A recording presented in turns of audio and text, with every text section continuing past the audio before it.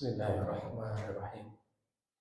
Assalamualaikum warahmatullahi wabarakatuh.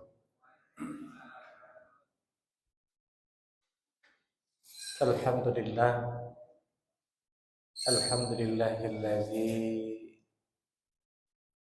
binikmatil iman wal islam wal munjiat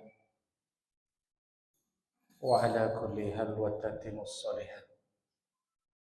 Ashhadu an la ilaha illallah wahdahu la syarika lah wa ashhadu anna Muhammadan abduhu wa rasuluh la nabiyya ba'dah. Allahumma salli wa sallim wa barik ala Muhammadin wa ala alihi wa ashabihi wa man tabi'ahum bi ihsanin ila yaumiddin. Subhanaka la ilma lana illa ma 'allamtana innaka antal alimul hakim. Bapak-bapak dan ibu-ibu jamaah salat maghrib ke Isya Masjid Taqwa 3 yang semoga semuanya selalu dirahmati Allah. Alhamdulillah, pada kesempatan kali ini kita bertemu kembali untuk sedikit membahas tentang apa-apa yang barangkali perlu untuk sama-sama kita tadaburi. Sebagaimana yang telah disampaikan oleh panitia bahwa judul atau tema kajian kita di sore hari ini, malam hari ini adalah Allah hanya menerima sedekah orang-orang yang bertakwa. Sesungguhnya judul ini merupakan ringkasan akhir dari isi tema kajian malam ini. Berangkat dari sebuah ucapan yang ada di dalam Al-Quran, innama yataqabbalullahu minal muttaqin. Sesungguhnya Allah hanya menerima sedekah atau kurban dari orang-orang yang bertakwa. Artinya, tidak semua orang akan mendapatkan keutamaan sedekah dari apa yang dia sedekahkan. Yang artinya juga bahwa ketakwaan merupakan sebab diterimanya amal di sisi Allah Subhanahu wa taala. Bagaimana penjelasannya? Kira-kira sedapat mungkin akan saya uraikan sedikit menjelang sampai ke Isya. Baik Bapak Ibu yang dimuliakan Allah, dahulu ketika Allah menciptakan malaikat dan jin, Allah memberitahu kepada para malaikat yang di dalam surga itu juga ada iblis di dalamnya. Yang dahulu iblis itu mendapat gelar Tawus al-Malaikah, burung meraknya para malaikat di surga. Azazil namanya. Atau kalau kita mau merunut sebagaimana yang Allah ucapkan di dalam kalimat surat Al-Hijr, Al-Quran surat Al-Hijr ayat 28. Wa idz qala rabbuka lil malaikati inni khaliqun basar. Dan ingatlah ketika Tuhanmu berfirman kepada para malaikat, sesungguhnya aku hendak menciptakan manusia basar. Asal kata basara. Basar itu kabar gembira. Orang yang mengabarkan namanya Basir. Ada Pak Basir. Pak Basir itu orang yang menyampaikan kabar gembira. Karena apa? Dapat basiroh, kabar baik. Nah, kira-kira gitu. Nah, ketika Allah menyampaikan hal ini kepada para malaikat, tidak ada persoalan. Baik jin atau iblis dan para malaikat belum ada persoalan.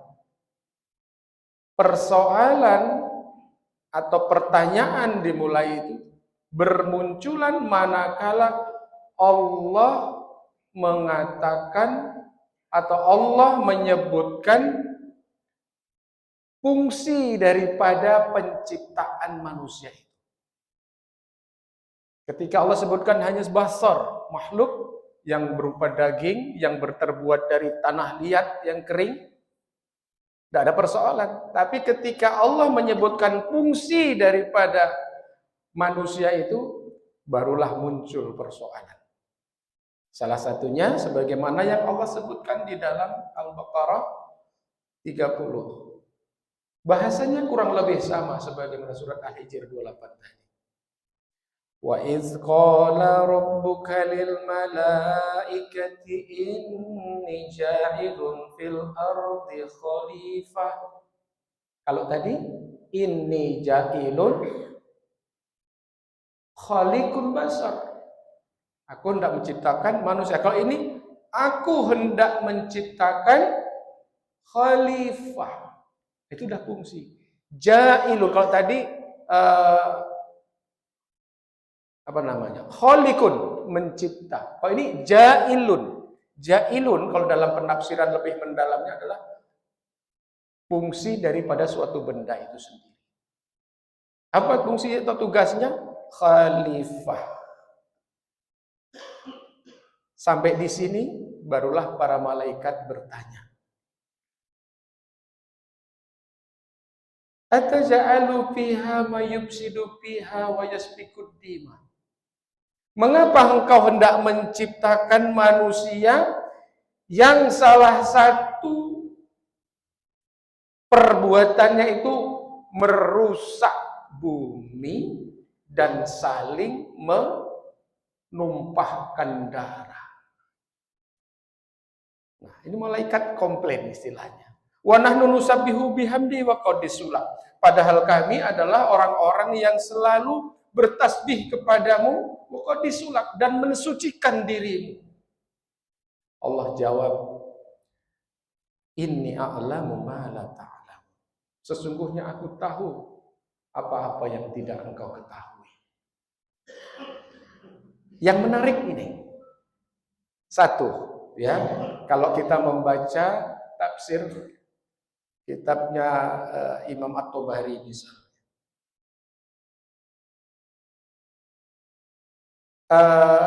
khalifah, khalaf, orang yang memiliki visi ke depan. Kebalikannya salaf, salafus soleh, orang-orang yang sudah soleh yang dahulu. Kita khalaf, khalifah. Terjemahan lain, khalifah juga pemimpin. Dua-duanya nanti ada nih karakter ini. Ya, pemimpin atau orang yang memiliki kekuasaan atau yang diberi kekuasaan. Nah, uniknya karakter khalifah ini kata para malaikat apa? Yufsidu, suka merusak, wa yasfikud dima, dan suka saling menumpahkan darah. Maka jangan heran kalau hari ini banyak kejadian perusakan bumi. Sebagaimana yang terjadi hari ini. Ya, manusia membabat hutan. Hutan jadi gundul. Sungai diracuni hanya sekedar untuk mendapatkan ikannya. Bumi dieksplorasi, digali. Apalagi gunung dipangkas, diambil bebatuannya. Apalagi lautan dieksplorasi, buat pabrik, tapi yang menimbulkan limbah. Akhirnya tercemari semua. Udara tercemari, tanah tercemari, air pun tercemari, dan lain sebagainya. Maka sifat karakter kita ini ada dua tadi, kata para malaikat. Suka merusak dan suka saling bunuh, menumpahkan darah. Dan Allah juga sudah katakan di dalam surat Ar-Rum 41 ya. Dhaharu fasada fil barri wal bahri bima kasabat aydin nas. Nampak sudah kerusakan bumi di darat dan di lautan itu oleh karena kejahilan tangan-tangan manusia. Maka kembali lagi ini. Maka kemarin di media sosial kita sering buka, ini oleh karena akibat adanya orang-orang yang memiliki atau memiliki kekuasaan, atau orang yang diberi kekuasaan, hutan digunduli, maka terjadilah bencana yang akhir kini kita lihat. Namun kebalikannya, sebaliknya, tidak semua orang atau khalifah itu memiliki karakter sifat seperti itu. Karena apa? Masih besarnya kadar iman dan takwa yang ada dalam dirinya. Karena memiliki visi depan benar-benar. Artinya apa? Berusaha untuk memakmurkan bumi. Maka kata Imam Tobari, salah satu fungsi khalifah itu juga adalah tugasnya memelihara dan memakmurkan bumi. Siapa orang-orang ini? Para petani, pekebun. Maka yang hari ini punya tanah, punya kebun, punya ladang, punya sawah, tanamin. Orang-orang seperti ini, maaf kata Imam Tabari, ini salah satu kelompok atau orang yang dibenci oleh iblis dan setan. Tapi disukai oleh malaikat. Nah, jadi pertanyaan, jadi ternyata petani itu pekerjaan mulia. Maka sebelum berangkat ke kebun, baca doa. Sebelum berangkat ke sawah, ladang, baca doa, minta supaya berkah semua apa yang dikerjakan. Nah, kembali ke ayat. Adapun iblis ketika mendengar ayat yang disampaikan tadi, tumbuh rasa hasadnya. Kenapa manusia ini orang baru tapi mendapatkan tugas yang begitu mulia, memakmurkan bumi.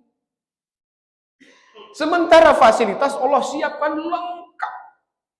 Istilah yang sekarang, ini ada orang baru, juga baru masuk, fasilitas lengkap, enak nian dia nih. Sementara aku, lama bersujud, sudah lama ibadah, nggak dapat tugas itu. Kira-kira gitu.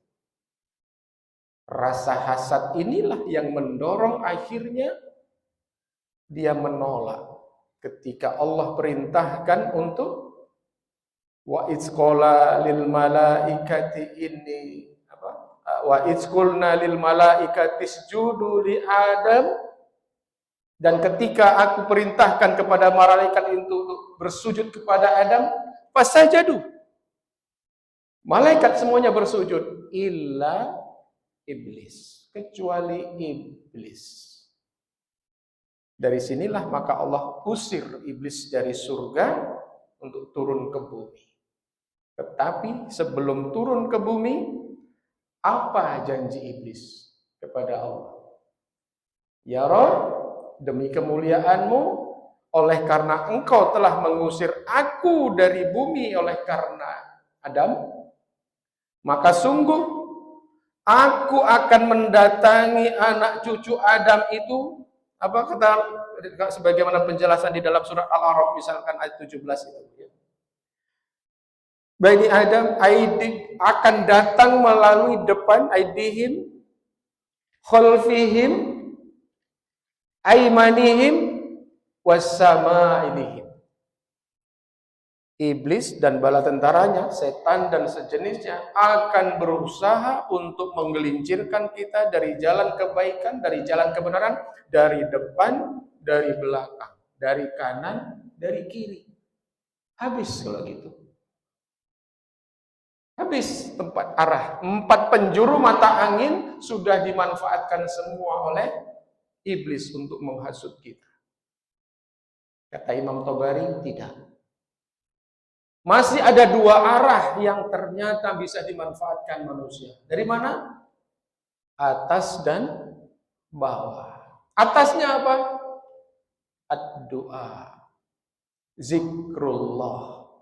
Maka konteks doa, zikir hendaknya menjadi kebiasaan yang harus kita dawamkan dalam rangka menghambat, menjaga, membentengi diri dari semua gangguan-gangguan setan dan jin. Ke bawah, sujud. Manakala kita bersujud, kita membisikkan sesuatu kalimat. Kita berbisik ke bumi, tetapi nyampe ke atas. Begitulah amanahnya bumi. Maka ketika bersujud, sujudlah yang agak lama. Supaya kita bisa membisikkan permohonan kepada Allah. Singkatnya, Bapak Ibu yang dimuliakan Allah, Adam ketika sudah terusir dari, ketika Adam masih berada di surga, upaya yang dilakukan oleh iblis adalah mengganggu. Tapi Adam termasuk orang yang kekeh, kokoh, kuat keyakinan. Cari cara lain melalui istrinya, Hawa. Agak sedikit melemah ketika iblis menggodanya untuk mendekati pohon yang terlarang. Dan akhirnya kejadian pun terjadi sampai pada akhirnya Adam dan Hawa pun terusir dari surga. Adam diturunkan di jazirah India. Ada yang mengatakan itu Mountain of Adam atau Pakistan. Sementara Hawa diturunkan di Jeddah. Jeddah itu asal katanya Jadun itu nenek kita di situ. Lah turunnya di situ. Nah, setelah akhirnya ketemu, setelah sekian lama bertemu, ketemulah mereka di padang Arafah. Maka layaknya sebagai manusia, mereka pun akhirnya beranak pinak. Berapa jumlah anaknya? Banyak riwayat. Ada yang mengatakan 40, ada yang mengatakan 240. Tetapi jumhur ulama lebih kuat mengatakan anak keturunan Adam dan Hawa adalah 40. Imam At-Tabari menyimpulkan juga 40. Yang lahir dari 20 kali kelahiran. Setiap lahir kembar. Laki, perempuan, laki, perempuan, laki, perempuan. Keturunan pertama atau anak pertama dan kedua lahir kembar bernama Qabil. Pasangannya Iklimah. Yang kedua Habil. Pasangannya Laduna atau Labuda. Tapi uniknya ini, Qabil wajahnya biasa-biasa saja. Enggak ganteng-ganteng amat kayak bapaknya. Karena Adam digambarkan lelaki perkasa yang juga berwajah ganteng. Tapi Iklimah, kembarannya si Qabil, cantik luar biasa. Sementara adiknya Habil ganteng, ngikutin klan bapaknya. Tetapi pasangannya Labuda biasa-biasa saja. Nah, ketika mereka sudah dewasa, turunlah syariat untuk pernikahan. Ya. Syaratnya apa? Harus silang. Tidak boleh dalam satu kandungan yang kembar. Artinya, Habil harus menikahi Iklimah. Qabil harus menikahi Labuda. Qabil nggak terima. Pasanganku cakep, ya, rupawan. Sementara pasangannya Habil biasa-biasa saja. Dan inilah penyakit pertama yang dulu pernah ditabur, disemai di surga, di langit, turun subur ke bumi. Apa penyakitnya namanya? Hasad, iri hati. Dihembuskan ke telinga dan ke dadanya Qabil untuk menolak. Tetapi ada memberi jeda. Nanti dulu. Aku minta kepada Allah bagaimana untuk memutuskan apa yang menjadi perseteruan kalian. Artinya Bapak Ibu, bahwa pernikahan itu dari dulu memang sering menimbulkan konflik memang kadang-kadang. Berdoalah Adam kepada Allah untuk menyelesaikan persoalan kedua dan keempat anaknya ini. Maka turunlah syariat yang kedua. Apa itu? Agar mereka masing-masing mengorbankan segala sesuatu yang mereka miliki. Atau bersedekah kepada Allah apa yang mereka miliki. Kita tahu dalam sejarah Qabil itu sebagai petani. Petani gandum, petani buah, dan berbagai macam palawija atau biji-bijian. Sedangkan Habil, dia sebagai peternak. Dombanya banyak. Maka kata Adam, letakkan korban kalian atau sedekah kalian di atas batu itu. Dan Allah sudah memberitahu, barang siapa yang korbannya diterima oleh Allah, maka Allah akan utus kilat untuk menyambar berupa cahaya atau api untuk mengangkatnya ke langit. Qabil merasa Allah kan yang punya bumi. Tidak perlulah yang baik-baik, cukuplah gandum yang biasa-biasa saja. Yang berkualitas biasa-biasa saja. Adapun Habil berpikiran lain. Aku harus memberikan yang terbaik. Maka dipilihlah domba yang paling besar, paling sehat, paling gemuk, yang dia miliki dan dia sukai. Dibawa. Diletakkan di atas batu. Dan ternyata Allah lebih memilih mengangkat dombanya Habil. Dari sini sudah jelas. Maka yang diterima tentu adalah sedekahnya Habil. Kisah ini tercantum jelas di dalam surah Al-Maidah ayat 27. Watlu alaihim naba abna Adam. Ceritakanlah kepada mereka wahai Muhammad kisah tentang kedua putra Adam, yakni Habil dan Qabil. It's korbanan ketika mereka menyedekahkan atau memberikan kurban, fataqabbala min ahadihim. Allah menerima kurban dari salah satunya, walam yataqabbal minal akhar, dan menolak dari yang lainnya. Yang ditolak adalah Qabil dan yang diterima adalah Habil. Ketika ada mengatakan bahwa syariat ini harus dijalankan, engkau Habil harus menikahi Iklimah dan engkau Qabil harus menikahi Labudda. Qabil tidak terima. Dua kali penolakan karena hasudnya tadi. Apa yang keluar dari mulut Qabil kepada adiknya Habil? La aqtulanak. Sungguh aku akan membunuhmu. Gara-gara perebutan perempuan, gara-gara masalah percintaan, sampai seorang kakak ingin berusaha untuk membunuh adiknya. Tapi jawaban sang adik yang jadi judul hari ini, innama yataqabbalallahu minal muttaqin. Sesungguhnya Allah hanya menerima sedekah atau kurban dari orang-orang yang bertakwa. Dahulu ketika saya membaca ayat ini agak bias. Ini apa sih maksudnya?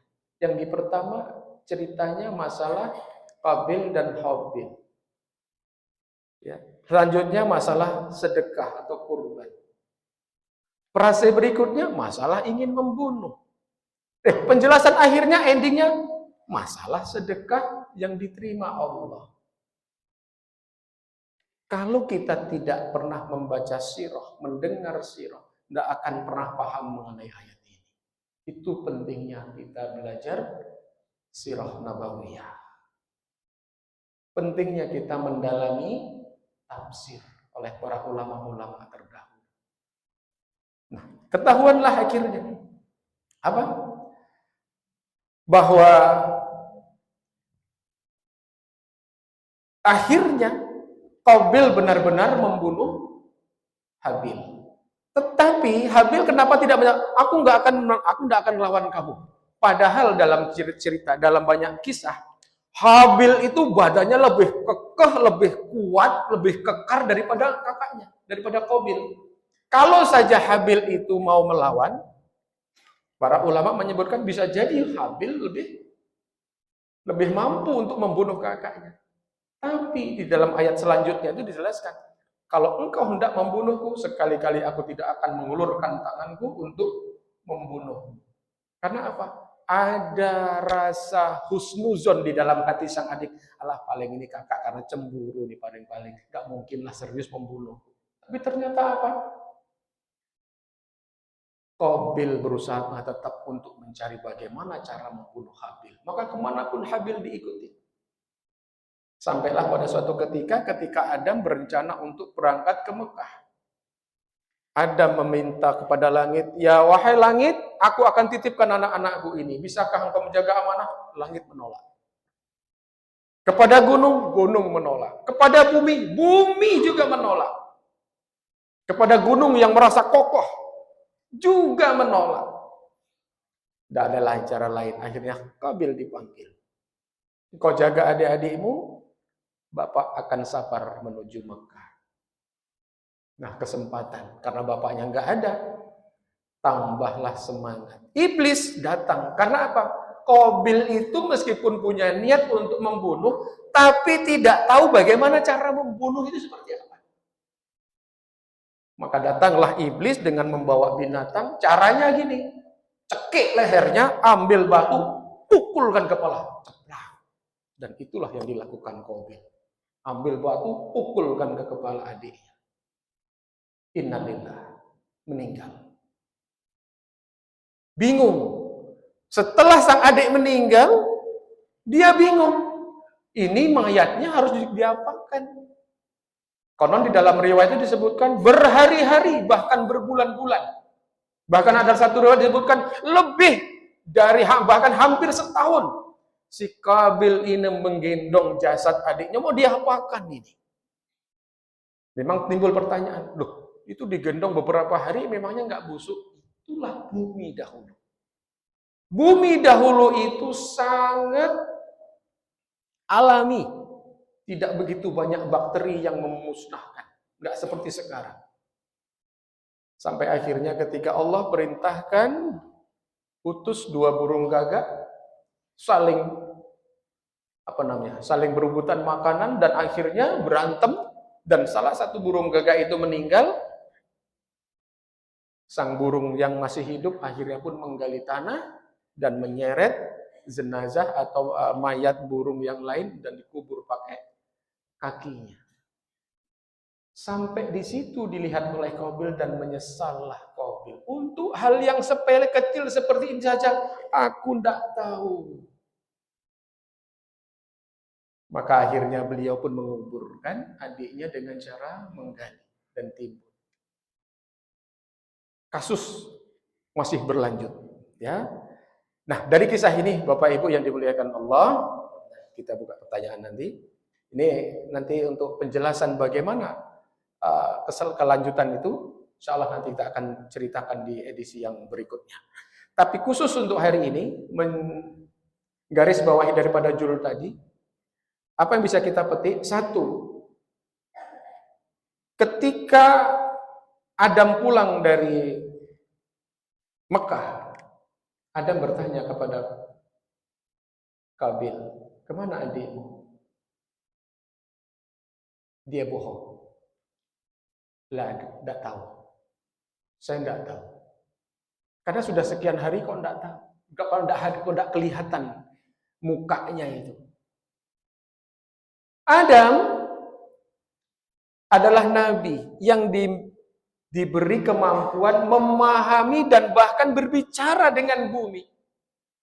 Bumi sudah menyampaikan, ini Adam sudah tahu. Apa kata Adam kepada Qabil? Sungguh, hari ini bumi sudah menyampaikan kepadaku kondisi darah adikmu memanggil-manggil dari dalam tanah.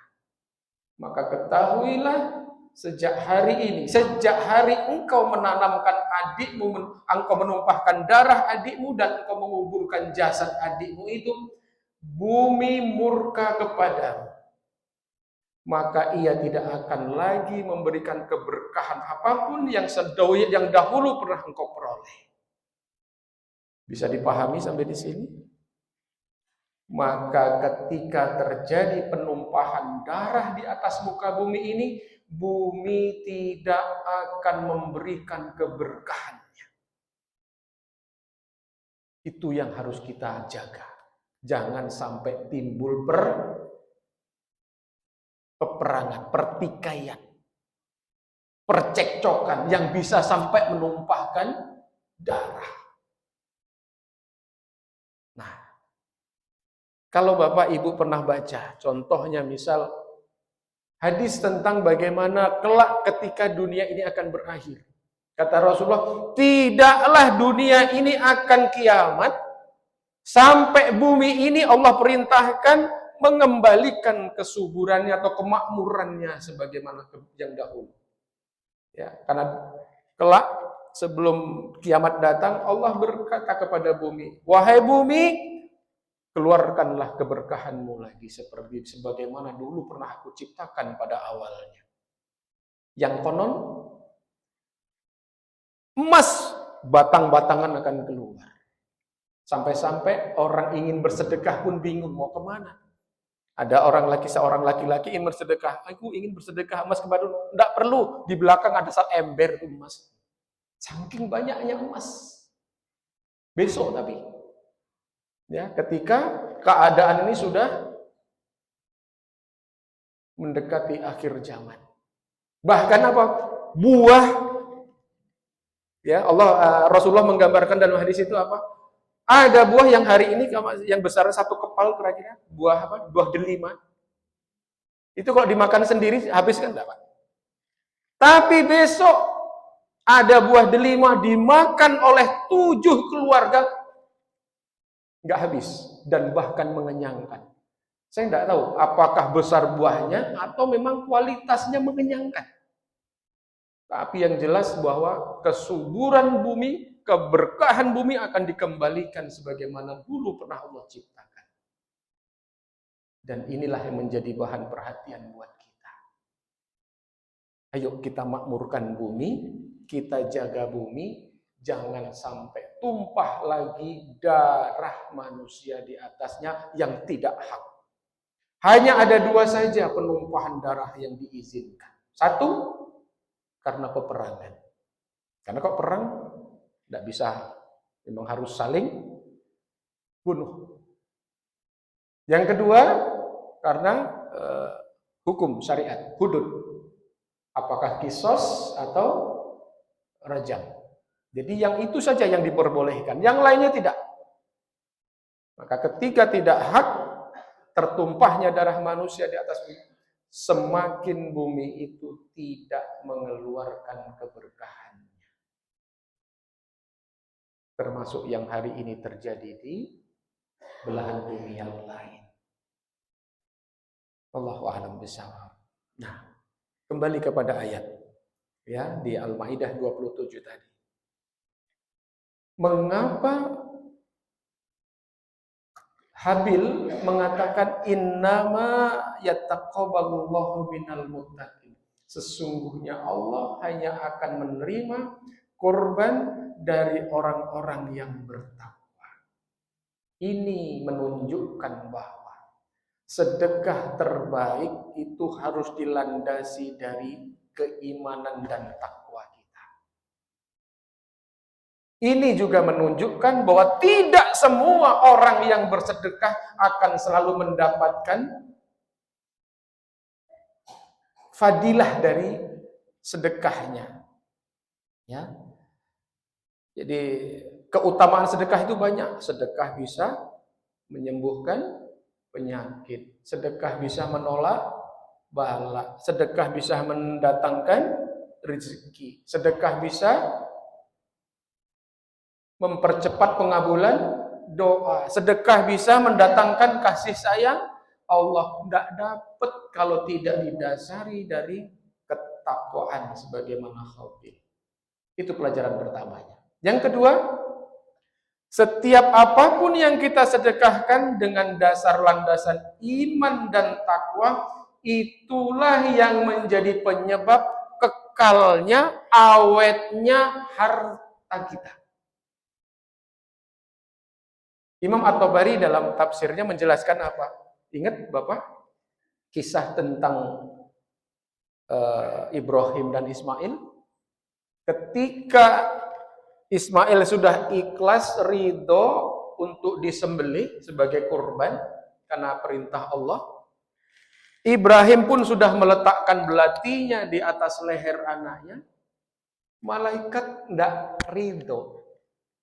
Ya Allah, orang yang sudah taat ini masih engkau uji dengan yang seperti ini. Dan bisikan para malaikat itu terdengar oleh Allah. Maka Allah perintahkan kepada malaikat, ganti Ismail itu dengan kibas atau domba yang ada di surga. Nah, Imam At-Tabari mengatakan apa? Dari mana malaikat mengambil domba itu? Domba itu diambil dari dombanya, kurbannya Habil ribuan tahun yang lalu yang diangkat ke surga dan dipelihara di surga itu. Artinya apa? Kurbannya Habil kekal. Bahkan bertambah banyak. Dari kisah ini harusnya judulnya apa? Belajar dari kisah Habil dan Qabil. Tapi panitia meringkas, inilah tujuannya. Bahwa harus bertakwa, kuatkan iman dan takwa kita, baru berkorban. Kuatkan iman takwa kita, baru bersedekah. Kalau masih ragu-ragu, tidak usah. Percuma tak berguna. Ya. Apa cirinya? Ikhlas. Tidak ada. Jadi kalau korban sedekah pengennya cuma untuk dihargai, dipuji, dihormati. Kalau nggak dapat itu semua, ujung-ujungnya sakit hati. Nah, sebentar lagi mau masuk korban. Saya tidak tahu nih, panitia bagian bendaharawan ngumpulin. Udah berapa korban kumpul? 4. Alhamdulillah. Mudah-mudahan sampai 25. Ya, ayo, tapi yang ikhlas. Ingat, ini mengekalkan Bapak Ibu. Sungguh. Mengekalkan. Ini Imam Tabari yang merincikan di dalam tafsirnya. Masya Allah, kalau Bapak Ibu mau baca, berilah. Atau download aja nanti tafsir Imam Tabari. Tidak banyak, cuma 16 jilid itu. 16 buku. Baca asal kuat saja bacanya nanti. Ya. Ayo, ya. Nah, itulah pelajaran yang paling penting untuk kita ambil pada hari ini. Dan termasuk yang terjadi hari ini, kita tahu bahwa saudara kita yang ada di ujung di atas Sumatera sedang mengalami musibah. Dan hari ini saya dapat kabar lagi di Kalimantan. 3 hari yang lalu di Pulau Jawa. Allah sudah katakan, ingat semua itu terjadi karena kejahilan tangan-tangan manusia. Ya. Dan ingat, setiap apapun kejadian bencana alam selalu pasti akan ada 2 keadaan. Keadaan pertama adalah ujian bagi yang terdampak. Orang-orang yang terdampak itu ujian besar bagi mereka. Yang kedua, ujian juga buat kita yang tidak terdampak. Apa itu?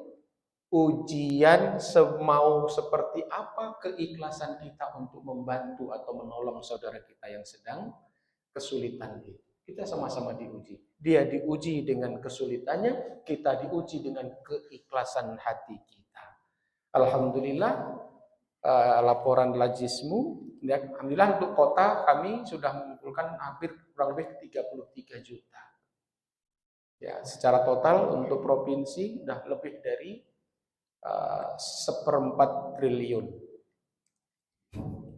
250 juta ke atas.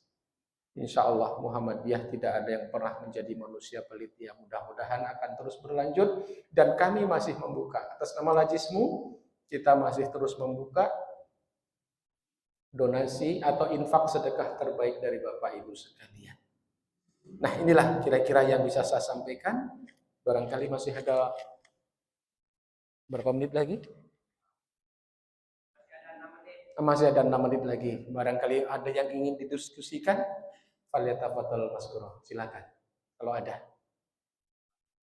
Ya, silakan.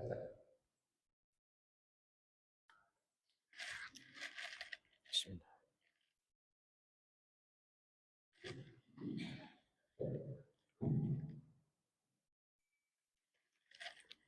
Assalamualaikum warahmatullahi wabarakatuh. Waalaikumsalam. Tadi dikatakan bahwa pemerintah ada manusia telah istilahnya disanggah oleh para malaikat bahwa mengapa Allah menjadikan manusia lagi toh nanti akan Merusak merusak dan saling membunuh. menumpahkan darah. Secara logika karena berarti malaikat tahu sebelumnya ada manusia tercipta sebelumnya, sebelum ada tercipta tidak ada. Soalnya ada penemuan dari arkeologis, ada zaman Mesir, Tikum dan sebagainya, ditemukan jutaan tahun yang lalu. Sedangkan Nabi Adam sampai sekarang kurang lebih ya 10-20 tahun ribu lah. Dari Nabi Adam turun sampai kita sekarang itu aja Pak. Terima kasih. Baik. Ringkasnya pertanyaannya, siapa sebenarnya, dari mana malaikat tahu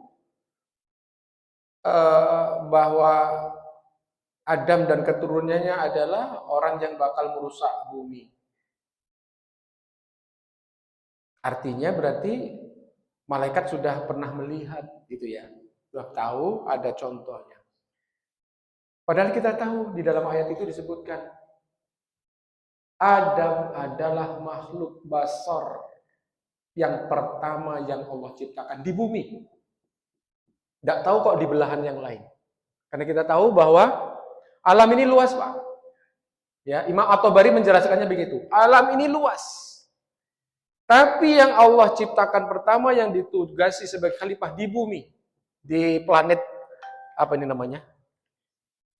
Galaksi apa? Bima Sakti ini adalah Adam. Itu satu penjelasan beliau. Yang kedua, dialog ini sebenarnya ringkasan. Karena Al-Quran tidak mungkin akan menceritakan semua. Termasuk anak Adam itu ada 40. Tetapi kenapa watlu alaihim min bani Adam? Berarti anak Adam yang cuma 2 itu saja. Ceritakanlah 2 kisah anak Adam yang 2 itu saja. Padahal anaknya 40. Harusnya kan kok diciptakan satu-satu. Tapi ingat, ketika Al-Quran menceritakan pasti bukan cerita yang remeh-temeh. Pasti ada nilai yang bisa kita ambil ibrah pelajaran. Dan oleh karena itu ringkasan, kata Imam At-Tabari, beliau menyebutkan, boleh jadi Allah sudah memberitahu bahwa salah satu karakter manusia itu sebagai khalifah memiliki visi misi ke depannya seperti ini, dan karakter yang melekat kepada mereka adalah ini dan ini. Itu sebabnya malaikat setengahnya komplain atau protes. Kenapa engkau menciptakan makhluk yang hanya merusak bumi dan saling menumpahkan darah? Artinya malaikat tahu dulu, sudah dikasih tahu. Kalau tidak tahu juga. Begitu penjelasan Imam At-Tabari. Dan ulama lain mengahsankan pendapat beliau ini. Allah a'lam bishawab. Ada yang lain? Ya. Ya, ya, Pak. Salah kita manusia tadi, mana yang yang kedua, Mana lebih dulu, manusia atau bumi? kalau seandainya manusia itu ada rencana di bumi, kan nggak perlu lagi jadi kesalahan untuk diturunkan di Ustaz. Nah, kan Allah itu sudah rencananya untuk bumi. Iya. Jadi kesalahan lagi untuk oleh iblis. Masya Allah. Makanya Ustaz tambahannya. Masya Allah. Baik, Pak. Allah ciptakan yang pertama itu alam. Alam ciptakan. Ya, alam. Salah satunya adalah bumi. Baru isinya. Ya, salah satunya artinya Adam. Dan ingat dalam banyak catatan sejarah ya para ulama salafus saleh, kita manusia ini adalah makhluk yang diciptakan terakhir dengan segala kekurangannya. Coba. Tapi ingat, kekurangan kita itulah kekuatan kita. Kita kalah dengan gajah. Kita kalah dengan bahkan dengan keong. Kekuatan tenaga kita ini kalah Pak dengan keong. Keong kemana-mana rumahnya digendong di bawah. Bapak pernah gendong rumah? Pandangan mata kita kalah Pak sama kalilawar. Kalilawar terbang sambil nangkap nyamuk. Kita jalan malam tidak pakai kacamata, kelilipan nyamuk. Kelemahan kita. Penciuman kita terbatas daripada ular, daripada anjing. Tapi ingat, kelemahan inilah yang menjadi kekuatan kita. Satu, Pak ya. Jadi alam dulu baru manusia. Kenapa kalau Allah ciptakan Adam? Kalau yang tugasnya seperti itu, jawabannya inni a'lamu ma la ta'lam. Aku lebih tahu dari apa yang tidak engkau ketahui. Maka jawabannya wallahu a'lam bissawab. Udah Pak ya? Clear. Nah, ini saja barangkali karena waktu sudah masuk Isya, insya Allah kita lanjutkan diskusi tentang sirah Nabawiyah ini di lain waktu. Mudah-mudahan ada manfaatnya dan menambah keimanan dan ketakwaan kita. Lebih kurang saya mohon maaf. Mari sama-sama kita akhiri kajian kita ini dengan sama-sama baca hamdalah, alhamdulillahirabbil alamin, dan kita tutup dengan kafaratul majlis. Subhanakallahumma wa bihamdik, asyhadu an la ilaha illa anta, astaghfiruka wa atubu ilaik. Nasrun minallah, fathul qarib, wa basyiril mu'minin. Assalamualaikum warahmatullahi wabarakatuh.